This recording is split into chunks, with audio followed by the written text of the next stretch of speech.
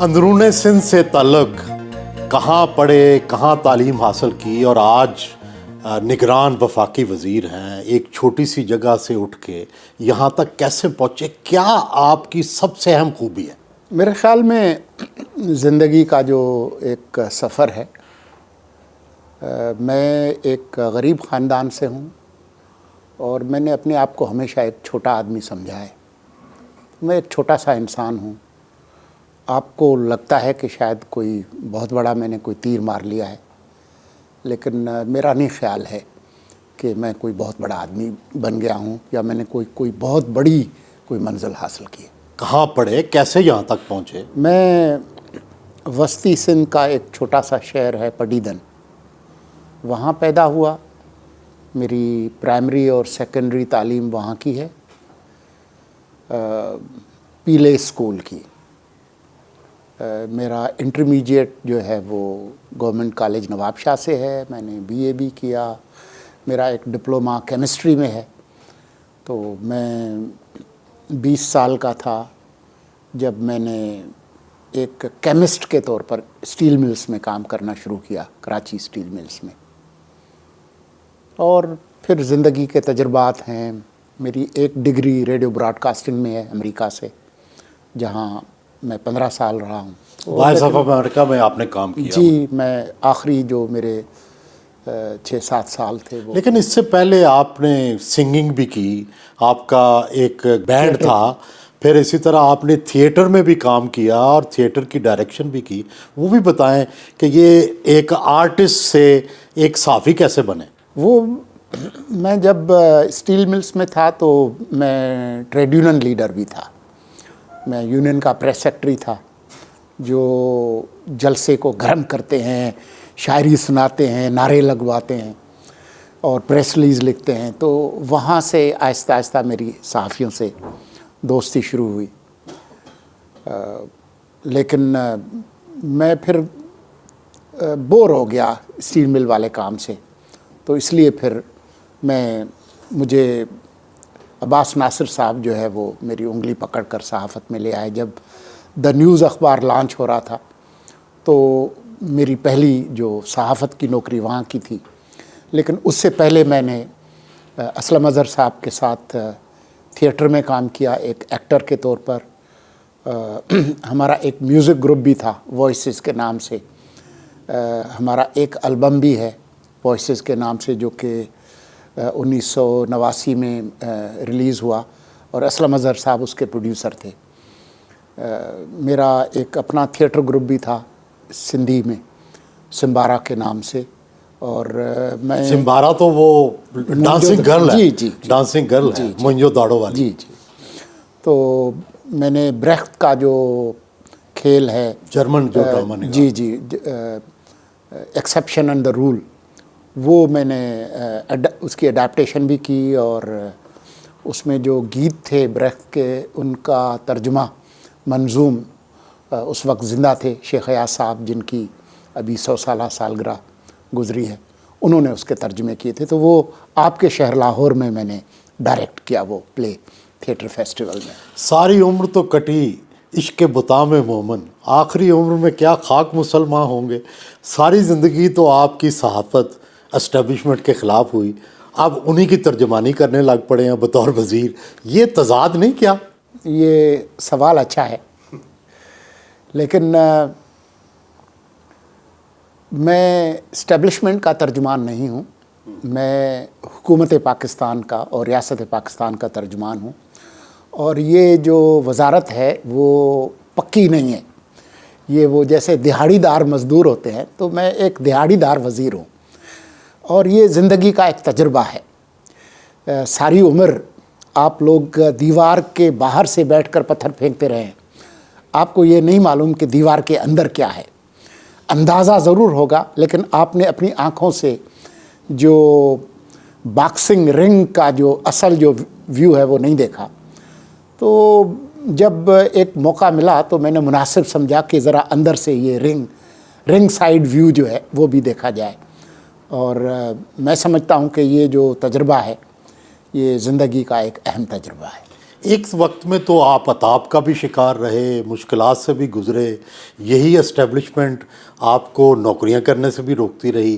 آپ نے ایسا کیا کیا کہ ان کے دوست بن گئے اور آج آپ وفاقی وزیر ہیں؟ دیکھیں، میں نے اپنی پوزیشن تبدیل نہیں کی.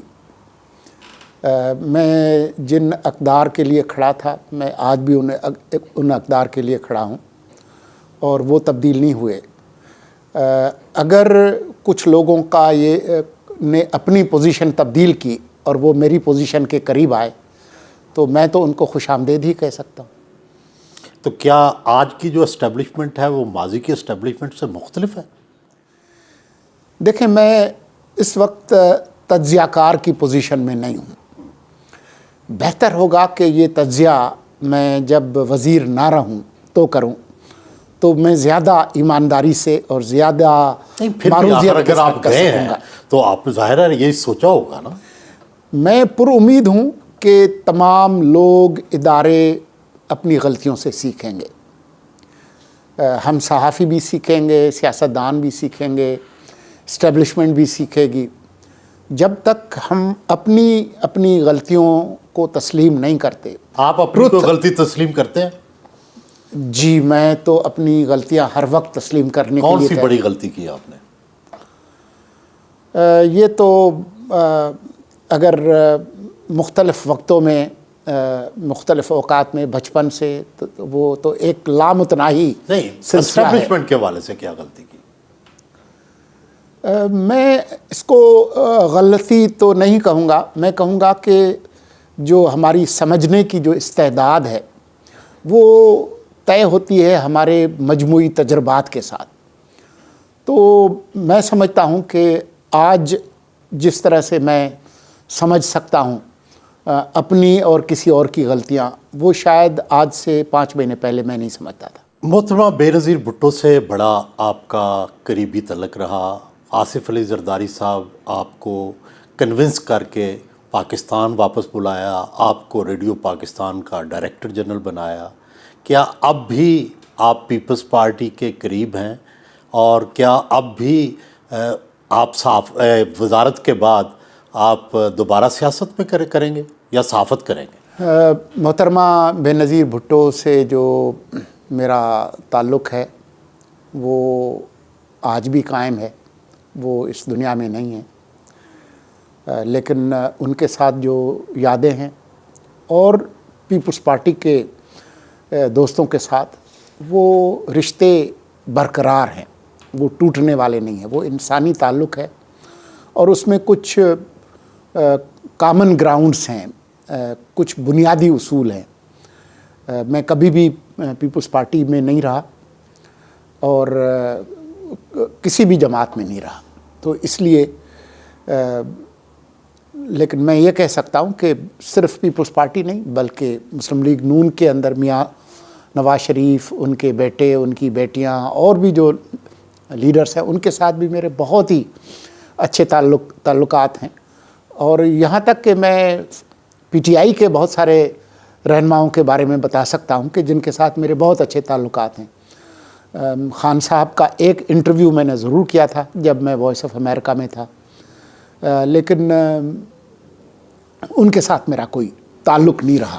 نہیں، لیکن یہ یوتھیا کی ٹرم بھی تو آپ ہی نے ایجاد کی ہے. نہیں، میں نے ایجاد نہیں کی.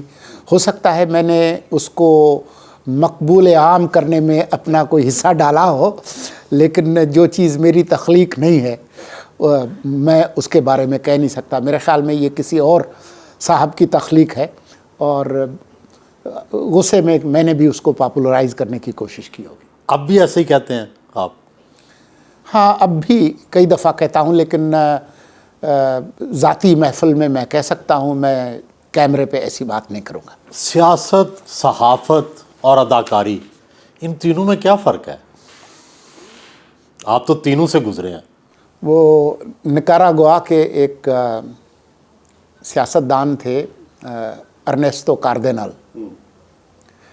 ان سے پوچھا گیا کہ آپ سے جب بات کرتے ہیں تو آپ تو شاعر لگتے ہیں، تو آپ انقلابی اور سیاستدان کیسے ہو سکتے ہیں؟ آپ تو شاعر لگتے ہیں. تو ان کا کہنا تھا کہ جو سچا انقلابی ہے وہ اصل میں شاعر ہوتا ہے۔ تو یہ جو مختلف چیزیں آپ نے بتائیں یہ ایک دوسرے سے الگ نہیں ہیں، یہ ایک دوسرے سے جڑی ہوئی ہیں۔ آپ انقلابی ہیں، سوشلزم پہ کمیونزم پہ اب بھی یقین ہے یا آپ مارکیٹ اکانومی اور کیپٹلزم کے قائل ہو چکے ہیں؟ میں بڑی حد تک جو مارکیٹ کی جو فورسز ہیں ان کے نتیجے میں جو ایک سیاسی نظام ہے اس کو زیادہ پائیدار سمجھتا ہوں، لیکن میں جو سماجی انصاف ہے اس پر ابھی بھی یقین رکھتا ہوں۔ تو یعنی جو سوشل ڈیموکریسی جو ہے اس میں میرا ایمان ہے۔ جو ایک پارٹی جو آمریت والا جو نظام جو سوویت یونین اور دوسرے ملکوں میں ہے اس کو میں اب مناسب نہیں سمجھتا اور نہیں سمجھتا ہوں کہ اس کا کوئی مستقبل ہے۔ دیکھیں ہمارے صحافی نجم سیٹھی صاحب ہوں، مشاہد حسین صاحب ہوں، مشتاق مناز صاحب ہوں، اور بھی بہت سارے لوگ جو ہیں وہ صحافت سے سیاست میں گئے اور واپس نہیں آئے۔ آپ کا بھی کیا اب سیاست میں ہی رہنے کا ارادہ ہے یا صحافت میں واپس آئیں گے؟ سندھی میں ایک کہاوت ہے، پانی خاگ میں کپڑا نہ لائے جن۔ پانی سے تک پہنچنے سے پہلے یا تالاب تک پہنچنے سے پہلے کپڑے نہیں اتارنے چاہیے۔ تو ابھی تالاب آیا نہیں ہے تو اس لیے میں کپڑے اتارنے کے حق میں نہیں ہوں۔ جب ہم وہاں پہنچیں گے تو جس رات میں نے وزیر بننے کی مجھے پیشکش کی گئی تو اس میں بھی میں نے اپنی بیوی سے مشورہ کر کے اگلی صبح اس کو کلیئر کیا تھا۔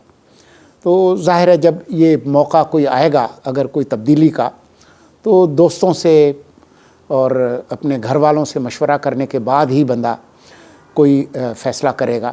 ایسے جلد بازی میں کوئی فیصلہ جو ہے وہ کیا نہیں جا سکتا۔ لیکن کیا یہ آپ سمجھتے ہیں کہ جس طرح نجم سیٹھی یا مشاہد وغیرہ نے کیا، کیا یہ درست اقدام ہے؟ صحافی کو جب چاہے سیاست میں چلے جانا چاہیے، جب چاہے واپس صحافت میں آ جانا چاہیے؟ میرے خیال میں ہمارے ہاں صحافت کے بارے میں جو کچھ لوگوں کا عقیدہ ہے کہ صحافت ایک ایسی کیتھولک میرج ہے کہ جس میں طلاق نہیں ہوتی، میں سمجھتا ہوں کہ یہ بہت ہی ایک فاسلائزڈ قسم کا ایک پتھرایا ہوا نظریہ ہے۔ دنیا بھر میں لوگ مختلف کام کرتے ہیں، یہ بھی ایک کام ہے۔ اصل بات یہ نہیں ہے کہ کس وقت آپ کون سا کام کر رہے ہیں، اصل بات یہ ہے کہ اس کام کے ساتھ آپ کون سا انصاف کر رہے ہیں۔ تو امریکہ میں، یورپ میں آپ دیکھیں گے لوگ حکمران ہوتے ہیں پھر تھنک ٹینک میں جاتے ہیں۔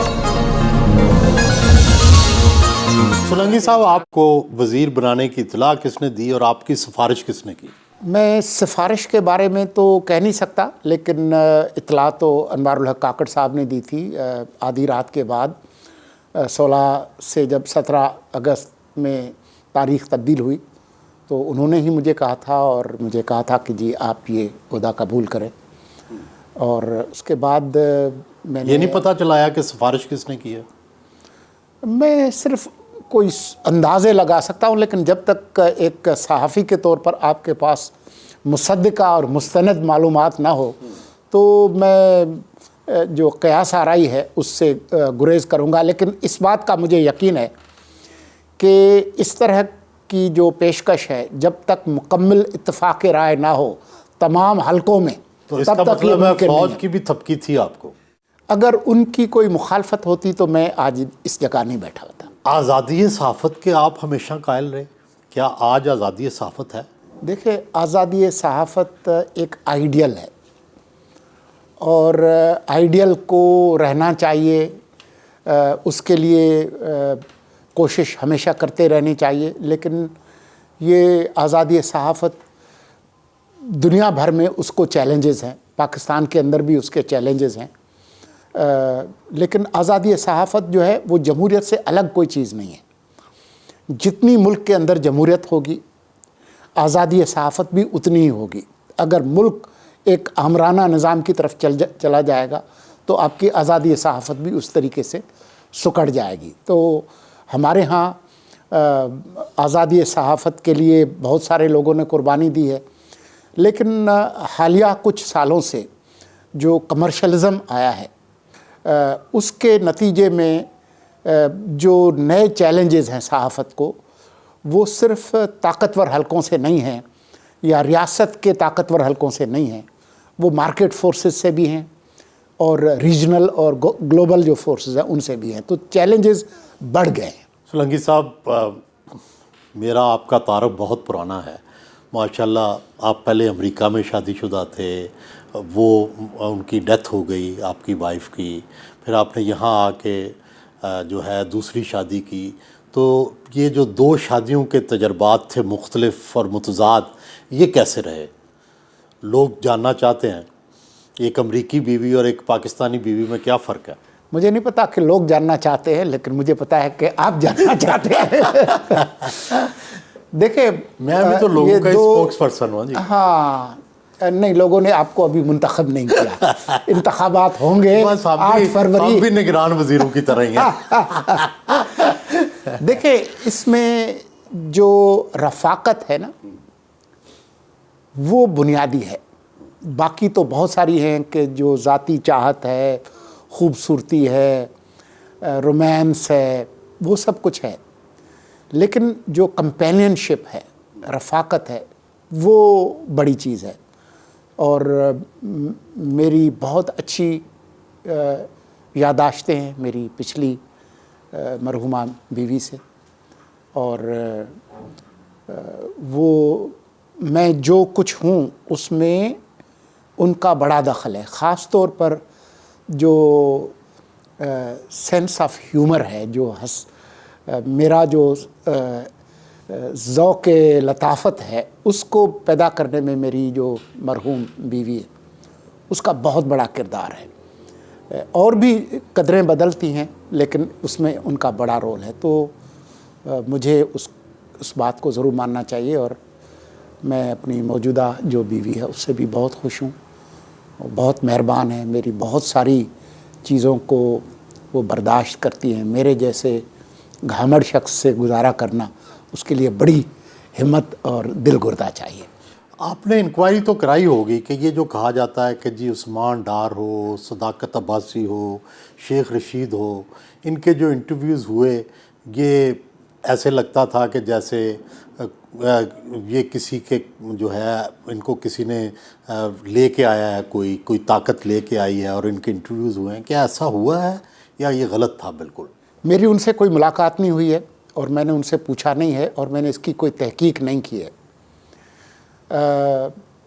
مجھے ایسا لگتا ہے کہ جو پاکستان کے زمینی حالات ہیں، پاکستان میں سیاست کرنے کے جو آداب ہیں اور جو گراؤنڈ رولز ہیں، مجھے لگتا ہے کہ ان کو احساس ہو گیا ہے کہ دیوار کے ساتھ سر ٹکرانے سے آپ کا سر ہی پھٹے گا، دیوار کو کچھ نہیں ہونے والا۔ تو مجھے لگتا یہ ہے کہ ان کی سیلف ریئلائزیشن ہے، کچھ لوگوں نے ابھی تک ریئلائز نہیں کیا، وہ اپنی بات پہ اڑے ہوئے ہیں۔ تو آپ سمجھتے ہیں کہ یہ جو دیوار ہے اس سے لڑائی نہیں ہو سکتی، اور یہ اس کا مطلب ہے وہ جو لوگ سٹرگل کر رہے ہیں کیا وہ ہمیشہ کے لیے مایوس ہو جائیں؟ نہیں، میرا خیال یہ ہے کہ جو طریقہ ہے ان کی جدوجہد کا، جس طریقے سے انہوں نے سر ٹکرائے ہیں، اس سے انہوں نے یہ دیوار کچھ اور زیادہ اونچی کر لی ہے اور یہ دیوار زیادہ بڑی ہو گئی ہے، اور یہ دیوار جو ہے وہ صرف ان کے لیے خطرہ نہیں ہے جنہوں نے سر ٹکرائے، بلکہ دوسرے لوگوں کے لیے بھی انہوں نے مشکلات کی ہے۔ میں سمجھتا ہوں کہ 9 مئی کے نتیجے میں ہماری جو آزادیاں ہیں وہ مزید سکڑی ہیں، وہ بڑھی نہیں ہیں، تو یہ ایک بہت ہی احمقانہ قسم کی ایک حرکت تھی، یہ کوئی سیاسی رویہ نہیں تھا، یہ ایک انتہائی غیر سیاسی رویہ تھا جس کے نتیجے میں کوئی فائدہ نہیں ہوا، نہ ملک کا، نہ جمہوریت کا، نہ ہمارے اقدار کا۔ آپ جیسا آزاد صحافت پر یقین رکھنے والا، اور اس کے زمانے میں عمران خان کا میڈیا بلیک آؤٹ، یہ آپ نے کروایا ہے یا کہیں اوپر سے حکم آیا ہے؟ میرا نہیں خیال ہے کہ کوئی میڈیا بلیک آؤٹ ہے، لیکن ایک آدمی جو کہ جیل کے اندر ہے اور اس پر سنگین مقدمات ہیں، کچھ میں سزا ہو گئی ہے اور شاید کچھ میں مزید ہو جائے، تو ایک جو آزاد شہری ہے اور ایک بندہ جس پر سنگین مقدمات ہوں اور کچھ میں سزا بھی ہو گئی ہو، ان سب کے حقوق برابر تو نہیں ہوتے۔ 11 وزارتوں کے آپ انچارج ہیں، تو اتنی ساری ذمہ داریاں آپ کو کیوں دے گئی ہیں؟ کیا آپ میں خوبی آ گئی ہے اتنی بڑی؟ دیکھیں، وہ جو 11 وزارتوں کی بات کر رہے ہیں، وہ میں صرف پارلیمان میں ان کے لیے جواب دہ ہوں، میں ان کا منسٹر انچارج اس طریقے سے نہیں ہوں، کیونکہ وہ وزیر اعظم ہیں۔ جو وزارتیں وزیر اعظم صاحب کے پاس ہیں ان کی، اور پارلیمانی امور اور اطلاعات، تو یہ 2 وزارتوں کا میں منسٹر انچارج ہوں۔ باقی کا میں سینٹ کے اندر جو اس وقت موجود ہے، تو ان کی سینٹ کی کمیٹیاں، اجلاس میں جواب دہی میری ہوتی ہے، اور میں نے ہی بریفنگ لینی ہوتی ہے بیوروکریسی سے ان تمام وزارتوں کی بارے میں۔ آپ یہ بتائیں، آپ تو وائس آف امریکہ جیسے بڑے ادارے میں کام کر چکے ہیں، ریڈیو پاکستان آپ کو ملا، اب پی ٹی وی ملا ہوا ہے، کیا ان کی کارکردگی کچھ بہتر آپ کر سکے ہیں، اور نہیں کر سکے تو کیا وجہ ہے؟ میں ایک تو ہمارے پاس مینڈیٹ نہیں ہے بنیادی تبدیلیوں کا، چاہے میری کتنی بھی خواہش ہو، لیکن میرا اختیار جو ہے اور مدت دونوں محدود ہیں۔ نہیں، ریڈیو پاکستان میں تو آپ کے پاس لمبا ٹائم تھا، اس میں کافی کچھ کر سکا، اور اس کی جو وجہ تھی، ایک تو وقت کافی تھا، 5 سال بہت بڑا عرصہ ہوتا ہے۔ دوسرا یہ کہ اس وقت جو حکومت تھی، اس کے جو 2 بڑے جو ستون تھے، صدر اور وزیر اعظم، ان تک میری براہ راست رسائی تھی، تو میرے سامنے، یعنی گیلانی صاحب اور زرداری صاحب، جی، تو میرے سامنے کوئی رکاوٹ نہیں تھی کسی قسم کی، نہ وزیر کی، نہ سیکٹری کی، نہ اور کسی کی، MNAs, MPAs, senators کی۔ تو جب آپ کے پاس بہت اختیار ہو اور وقت بھی ہو، تو پھر آپ بہت کچھ کر سکتے ہیں۔ تو میں تھوڑا بہت جو کچھ کر سکا وہ اسی وجہ سے ممکن ہوا۔ یہ جو نگران جو وزارت ہے، اس میں آپ کے پاس بہت کچھ آپ چاہنے کے باوجود آپ کر نہیں سکتے۔ تو میری خواہش ضرور ہے، لیکن میں امید کرتا ہوں کہ جو بھی جماعت حکومت میں آئے گی وہ تبدیلیاں لائے جو کہ اسٹیٹ میڈیا کے اندر اصلاحات کر سکے۔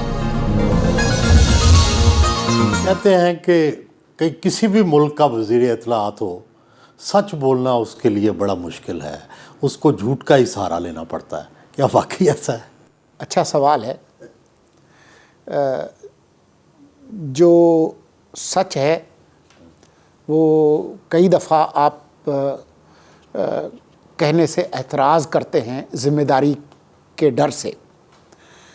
اگر آپ کسی حال میں بیٹھے ہوں تو آپ اگر کہیں آپ کو شعلے لپکتے ہوئے نظر آئیں تو آپ یہ نہیں کہیں گے کہ آ گئے، کیونکہ آپ کو پتہ ہے کہ اس کے نتیجے میں جو اسٹمپیڈ ہے وہ ہو جائے گی۔ تو کئی دفعہ ہمارے پاس معلومات ہوتی ہے، وہ ہم دیتے ہوئے گھبراتے ہیں، یا ایک خاص وقت پر آپ دیتے ہیں تاکہ اس کے جو سماجی جو اثرات ہیں وہ ایسے منفی نہ ہوں جس کے نتیجے میں ملک کو نقصان ہو۔ آج کل بڑی بحث چلی ہوئی ہے کہ عمران خان کا آرٹیکل کیسے چھپ گیا، آپ وضاحتیں دے رہے ہیں، کوئی کہتا ہے آرٹیفیشل انٹیلیجنس ہے، کوئی کہتا ہے نہیں ہاتھ سے لکھ کے گیا ہے، تو کیا حقیقت کہاں تک پہنچے ہیں آپ؟ ہماری جو تفتیش ہے اور تحقیق ہے وہ یہ بتاتی ہے کہ اس جیل سے کوئی تحریر باہر نہیں گئی، اور خود سابق چیئرمین پی ٹی آئی اور سابق وزیر اعظم، انہوں نے یہ بات خود بھی کہی ہے کہ جی آج کل تو بہت ساری چیزیں ہیں، آرٹیفیشل انٹیلیجنس بھی ہے، مختلف طریقے ہیں، ڈکٹیٹ بھی کرایا جا سکتا ہے۔ یہی بات جو موجودہ چیئرمین ہیں بیرسٹر گوہر، انہوں نے بھی کی ہے۔ تو وہ خود اس طرف اشارے کر رہے ہیں کہ یہ ان کی تحریر نہیں ہے۔ وہ جو خیالات ہیں وہ نئے نہیں ہیں، جو الزامات ہیں وہ بھی نئے نہیں ہیں، وہ خود بھی جب آزاد تھے تب بھی انہی کو دہراتے رہے ہیں. تو ہمارا جو اعتراض تھا وہ اس پہ نہیں تھا کہ انہوں نے کون سے الزامات لگائے ہیں، اس کا تو ہم جواب دیتے ہی رہتے ہیں. ہماری جو تنقید تھی وہ جریدے پر تھی کہ آپ کی اخلاقی ذمہ داری ہے کہ آپ اپنے قارئین کے ساتھ سچ بولیں کہ بھائی ہم نے فلاں کے نام سے یہ گیسٹ کالم چھاپا ہے جبکہ وہ ایک گوسٹ کالم ہے. ہماری تنقید جو ہے وہ یہ ہے. اگر وہ کہیں کہ جی انہوں نے ان کے خیالات کی ایک ترجمانی کسی نے کی ہے تو ہمیں اس پہ کوئی اعتراض نہیں ہے. جیل کے اندر سے کتابیں لکھی گئی ہیں، جیل کے اندر سے کیا کچھ نہیں ہوا.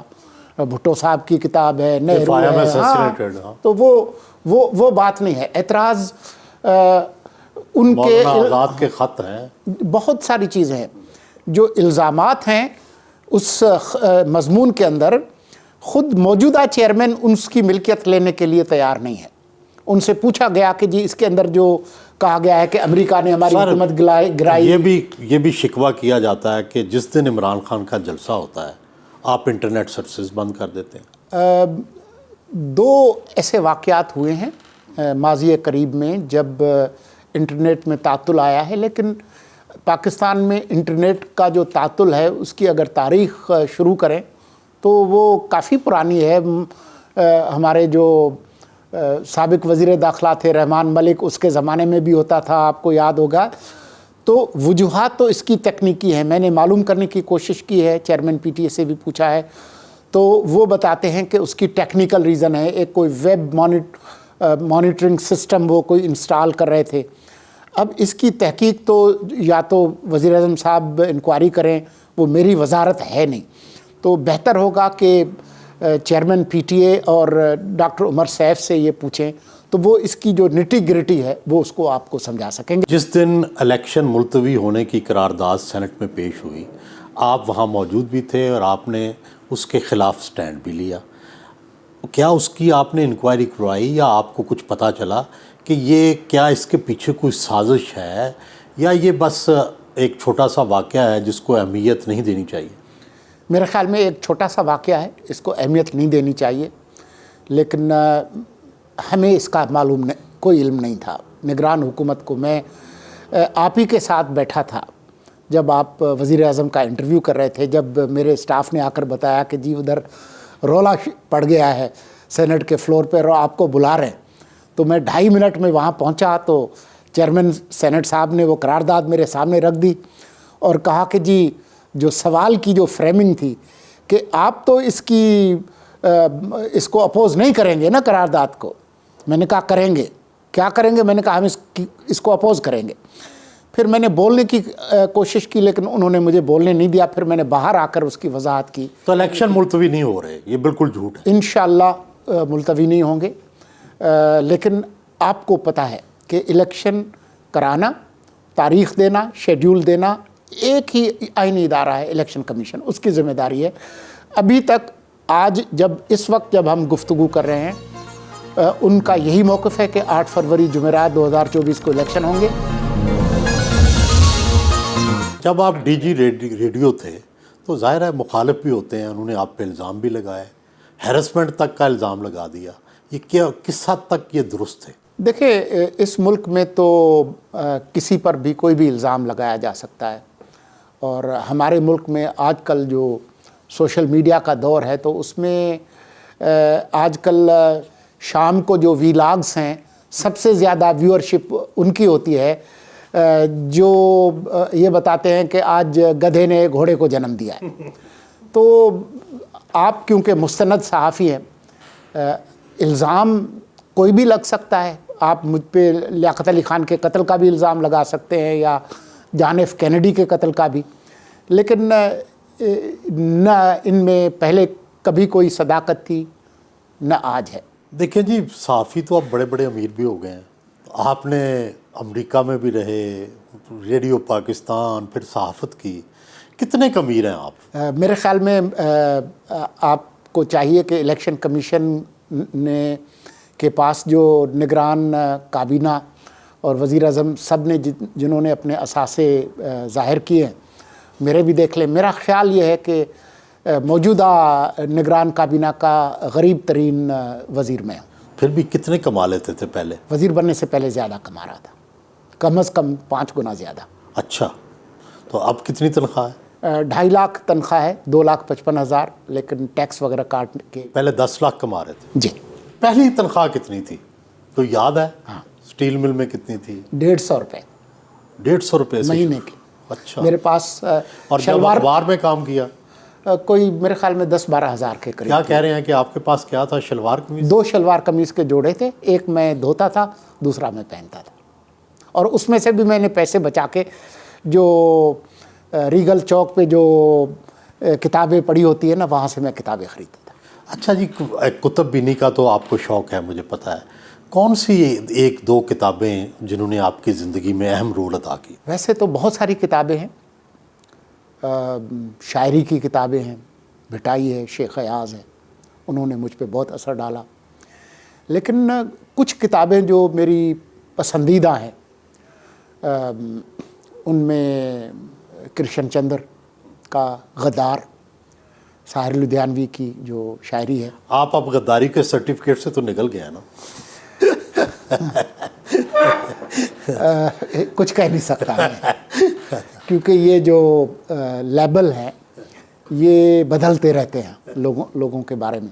ایک کتاب جو 2 کتابیں بلکہ, ایک نوبل پرائز روسی سوویت ادیب میخائل شولوخوف کی دل کے کہنے پر, at the bidding of the heart, اور دوسری داغستان کے جو شاعر رسول حمزہ توف, اس کی مائے داغستان.